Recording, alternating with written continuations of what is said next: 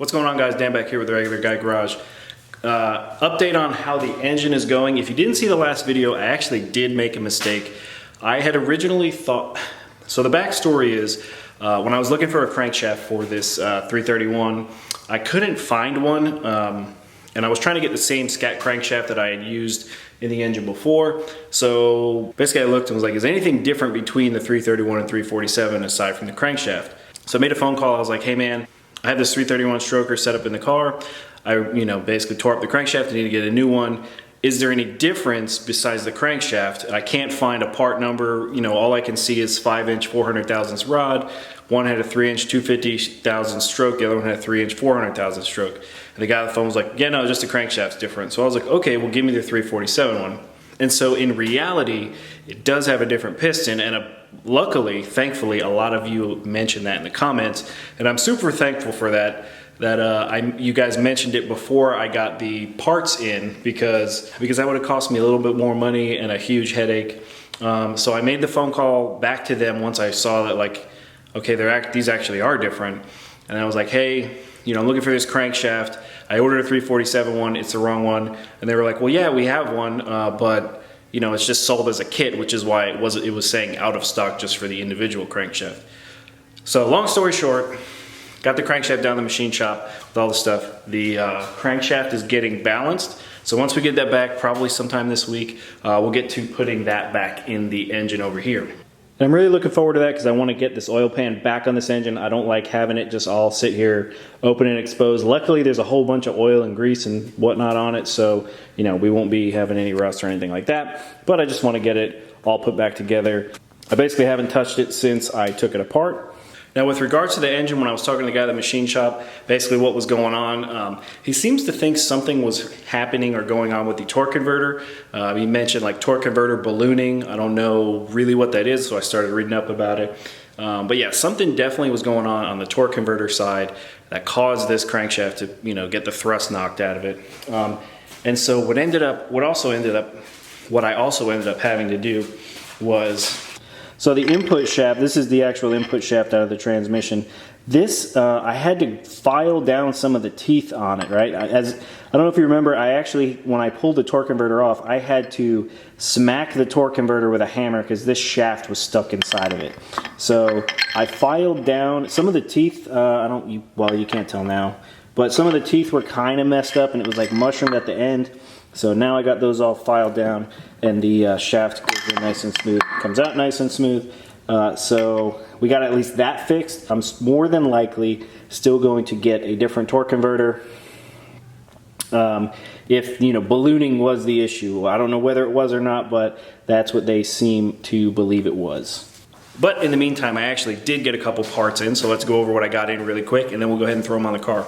I got a Willwood disc brake proportioning valve. The other thing is the proportioning valve eliminator kit. So the reason why I'm getting these is because the car actually does have the 5-wheel disc brake conversion. However, it still has the stock proportioning valve on it, as you can see. And then also there's no adjuster over here. So basically what you're supposed to do is this valve right here, you're supposed to take this plug off, the whole valve will come out, you basically gut it, cap it, and then you put the proportioning valve up over there. Then it will allow the brake pressure to be applied correctly to the rear brakes because their discs are different than drums. However, what I got, it just completely deletes this proportioning valve right here, so it'll essentially connect these 9 lines together. And then we'll put the proportioning valve in right there, and that's where our adjustment will come in to then regulate the rear brakes. The other part that we got for this car is this box right here, essentially. This is it's just a battery relocation kit. So I'm going to relocate the battery to the trunk of the car. Another thing that I want to do, I want to remove the fuel tank out of the car and put another fuel cell in here. And switch and upgrade the fuel system basically to flow more fuel for what I plan to do with the future of the car. I do have the carpet. The carpet will be going back in the car entirely. Just kind of don't worry about how it looks for right now. But yeah, we're gonna be putting the battery back there, or I mean somewhere back here, we'll figure it out. All right, so now let's get started making these much needed brake line improvements. So basically this kit is relatively simple. It comes with basically these 2 brass fittings, and then it has these 2 rubber plugs. So pretty much all we're gonna do is just remove this. The rubber plugs are for when I take these top lines off, I can stick the rubber up over it, just to reduce the amount of spill all over the floor. But yeah, I mean, it's gonna be super simple. Once I pull this proportioning valve off, I mean, it's really just, you know, use that, use this reducer to connect the 2 and we'll be on our way.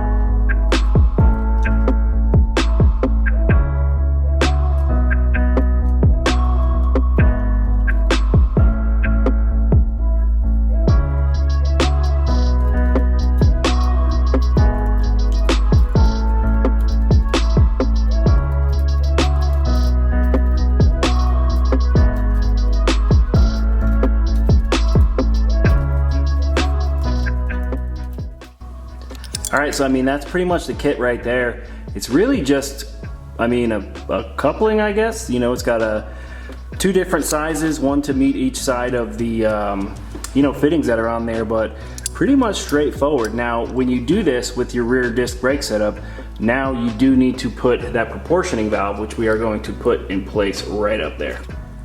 All right, so if you're curious on which port is in and which port is out, it is conveniently labeled in and out. So in is gonna go that way, out is gonna go that way.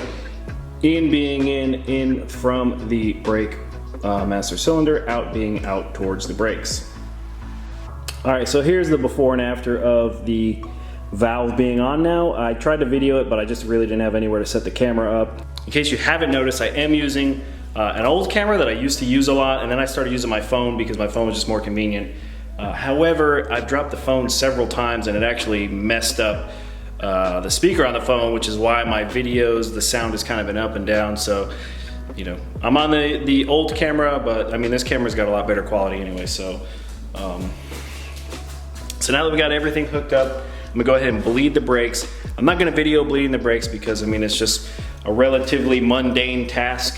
Much needed install that we, like I said, this car had the rear disc conversion when I bought it, but the rear brakes never really worked, and it was more than likely because that stock proportioning valve was still in the car. So now we got the setup down correct. I'll bleed these. We should have rear brakes now, which should make the car stop a lot smoother. And then after that, we'll go ahead, we'll get this battery box in maybe the next video. I'm hoping that the crankshaft doesn't take too long to get back. Additionally, what I'm gonna start doing is I'm actually going to remove this power steering rack, because like I said, we're going to a manual steering rack setup. I might do an electric water pump because this is a track focus car, but we'll see for now. But yeah, so we're gonna remove that. I have the manual steering rack on the way. And then additionally, what we're gonna do is, like I said, drop the fuel tank down. Also, we're getting rid of these tailpipes. So I am getting ready for a big change to the car. So pretty much I'm gonna have like a set of long tube headers for sale, an off-road X pipe or H pipe, whatever it is, and then this rear catback section. Because to be quite honest, our new setup, one, it's not gonna need it, but two, it's just gonna be totally different. You guys will see it. Well, some of you already know, but you'll see it when you see it. Anyway guys, that's gonna be it for this video. Again, sorry for the false information that I put out on that last video. However, huge thanks to some of you guys. I think it was like Brown's Racing Engines, Robert K, I don't know how to pronounce your last name. A few other guys. There was one there, it was like first comment there, it was like, hey man, I think that's not right. I forget your name, but huge thank you to all of you guys. That's one thing I love about the Foxbody community. Everyone is always there. Granted, we talk a little smack to each other every now and again too, which is perfectly fine. But again, big thank you to all you guys. If you're new to the channel, be sure to subscribe. If you like the video, give it a thumbs up. Check out the playlist to follow the build. And then Instagram at Regular Guy Garage. As always, take care. Thanks for watching. We'll see you in the next one.